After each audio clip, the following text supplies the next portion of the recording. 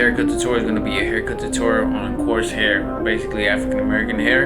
It's going to be a mid fade. On this mid fade, it's going to be nice and clean. I'm going to show you how to, typically when you're doing like a high top, how to blend in nice and smoothly on the sides when you're trying to shape it up, because sometimes they leave that big old weight line. It's not supposed to look like that, but I'm gonna teach you how. Stay tuned. Rudy 8 Blends back with another haircut tutorial. I'm pumped up, you know what I'm saying? We're gonna do a mid fade. Like I said, on coarse hair, that's basically kind of proper way of saying it. You know, you don't want to actually say, hey, look at you, you know, you got black hair, you know what I'm saying? That ain't right, you know? So typically I guess the proper term is saying coarse hair or curly hair. So now we're gonna be starting. We're gonna be doing the ball line. I'm using the Barber's trimmers. Now on his head shape, it's pretty on the back. It's pretty straight. His occipital bone doesn't really pop out a lot. And sometimes I think, in my personal opinion, it's best or sometimes to the bone on the back stand out a little bit. That way, from a long distance, the darkness of the transition, it turns out a little bit looking more better. Even though his head shape is pretty flat from the back, I am still going to be dropping it down just a little bit to make it seem a little bit of a transition from the back. And I feel like that's you should always kind of make the back a little bit, you know, below from the actual guideline, just to make it look a little bit more cleaner. Now I am using the number 1 guard. That's gonna be the first guideline that I'm doing, and the first guideline right now, this is how I actually fade at the barbershop. It's a little bit more of an advanced technique, but to me it helps a lot because I tend to move a little bit too fast for my pace, and I still keep on going, and sometimes I make the guidelines a little bit larger than I really wanted it to be. But since I was like in a rush, typically that's what tends to happen. So to avoid that, you know, what I do is start with a guard, guard higher than what I usually do. So now I'm gonna be doing with the number 2 guard, and that 2 guard right now I am making another guideline. Now right here is well, first of all, a lot of people tend to grab, you know, like their combs. I mean, not their combs, their brushes. And I feel like when you're brushing the hair, you're not really bringing the hair down as you're supposed to be. I feel like especially when you're doing coarse hair, you should always carry like a comb. I would say with like Hispanic hairs and stuff like that, or like other type of hair textures, I would actually recommend a brush. In my personal opinion, I feel like the comb is better, you know, because their hair is so curly that when you comb it down, sometimes it doesn't really tend to come down. You know what I mean? And now I'm blending in. So I did my 1 guard all the way open, my 2 guard all the way open, and now I'm blending in. I'm only going to be using those 2 guidelines. Now I am using my lever slightly open, and as you can see right there as I'm showing, with the half guard.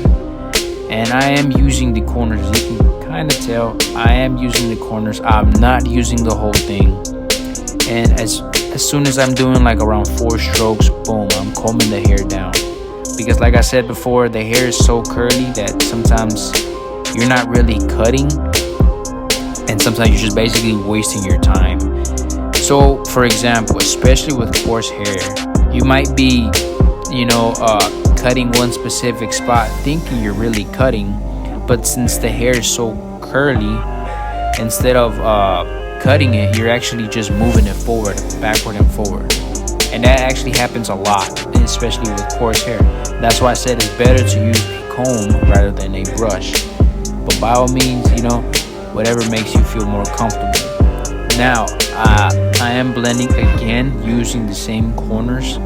I'm using blending the guideline between the 1 and the 2, and I'm using the 1.5 guard, and I am using the corners. And same thing, I'm cutting and I'm also combing the hair down. Now with other hair textures like Hispanic hair, stuff like that, that proper way is straight hair. So for straight hair customers, you don't really have to tend to comb the hair down as much. But what you mostly have to do is basically clean the surface. That's why I recommend a brush. But for like I said before, for coarse hair, I would recommend a comb.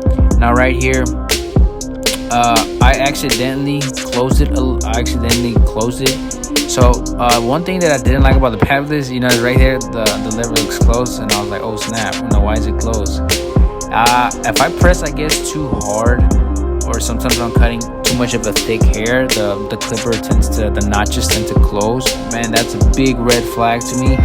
But to me, for blending purposes, man, it's awesome. Just in case you're trying to buy those type of clippers. Now I am using the one guard with the levers, same thing, slightly open. Now I am using more of a corner, just like around 1 and 2 teeth of the blade. Now right here, as you can see, I am attacking the same line that I did before. Now the other line is just steps. So basically what we're really trying to do is create a ladder, right? You know what I mean? So what the ladder is, with the half guard, and then the one guard, and then the 1.5 guard. So what we did is we built the sand, and now we try to build the roof. Now for the middle, what we need is the door and everything, and that door is the one guard. Now for every ladder, they need their surface. On the sand, that's where the sand starts, right? But below the sand, you need another surface. So the other surface is the lever all the way closed. So it's simple, There's only 4 steps that you really need to blend in. And as you can see right here, if you were a beginner barber, you'd probably be scared and be like, oh snap, I took the fade way too high. And that is not the case. That is just basically the process. Boom, as you can see right there, it blended in right in. You know what I mean? So what I did is, for these three blending techniques that I did, it was lever closed, halfway, and then all the way open.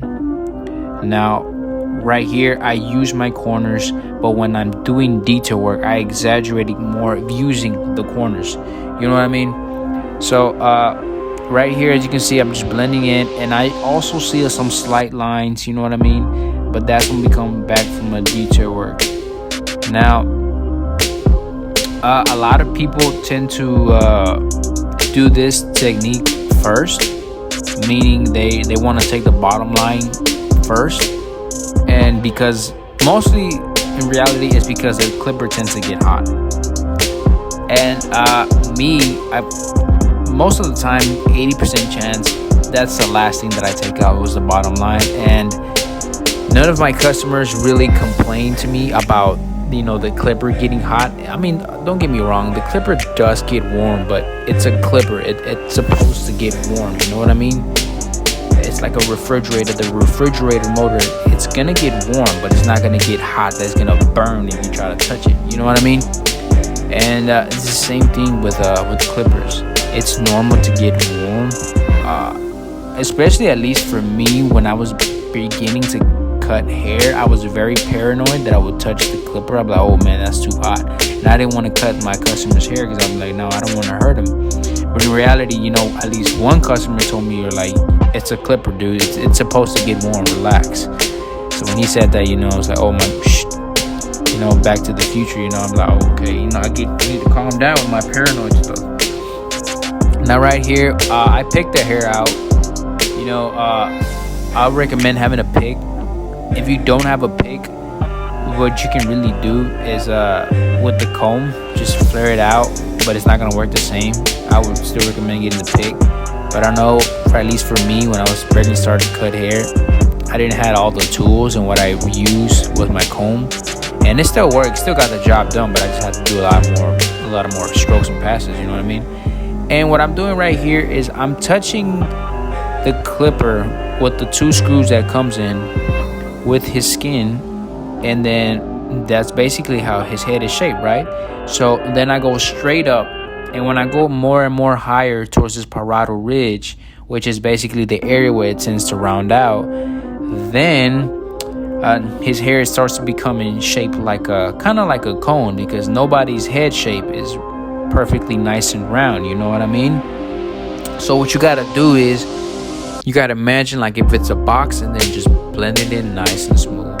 So right here what I did is I combed the hair down just up below the parietal ridge and then above the parietal ridge. And what I did is with the 2 guard, I went with the green on the parietal ridge. I did not dig in though. I was just going straight with the parietal ridge. Now below the parietal ridge, you're gonna leave some hair. When you leave the hair, that's when I used the number 1 guard with the lever all the way open. And as you can see right there, boom, with the 1 guard, I'm blending it in all the way. Now, sometimes depending on the hair texture, it will blend in really quickly. But obviously, I feel like no matter what hair texture you are, no matter what hair texture you're cutting, there's always going to be some detail work needed. Some more than others, that's for sure, that's for a fact. But I believe, all of them, you're going to have to do some detail work eventually. Now right here, I am doing the, like I said, detail work. And as you can see, look how I'm tilting the clipper. I am tilting the clipper very at a stroke that I'm basically just using at least 1 tooth. And I feel like that's what the detail work should be, using the minimal to make the haircut perfect. And as you can see right here, you're gonna be able to see I've just used a lot of lever play. I go with the lever all the way closed and all the way open, and I exaggerated the tilt of the motion so I can just make sure that I'm only cutting just one side of the teeth and one side of the blade. I don't want to cut the whole thing off, you know what I mean? Because that defeats the purpose. The point of detail work is to do as much as minimum work as much as possible. You know what I mean? You don't want to take the fade too high. Then you got to repeat the motion again. Then that defeats the whole purpose of making guidelines and stuff like that. Now, somebody did ask me before, hey, is there other way to cut a lot faster? Yeah, there is a bunch of other ways. I know my techniques does take a lot of time, but I feel like man, I'd rather be sure than sorry. I missed a lot of heads before, and to this day, I still do mess up haircuts and stuff, and I try to make as much as possible as a learning procedure. Sometimes some customers, they just want something that you've never done, and it's normal, bro. I've done it, messed up a couple of times. I remember this one dude just wanted something so weird. I was like, that's not gonna look right, and I don't know what I did, but I did it, and then he liked it, and it was weird, And you're gonna get weird fades, weird haircuts that you're not tend to use. I remember until this day, I still cut a customer every 2 weeks that he wants a chili bowl. He literally wants a chili bowl. His haircut is like at least 15 minutes tops, and it's a chili bowl, but that's what they want. And we're in the service industry where we gotta serve. Customer service is a top priority. Screw the haircut. If your customer service trash, then you trash straight up. You know what I mean? And right here, I'm doing a little bit more detail work. And right here is what a lot of barbers, a majority of them, leave it here. They don't blend this in, and they just leave it blank. They just leave that big old line. So from right here, obviously it doesn't look bad, but when you step, a couple 3 feet back, it looks pretty bad.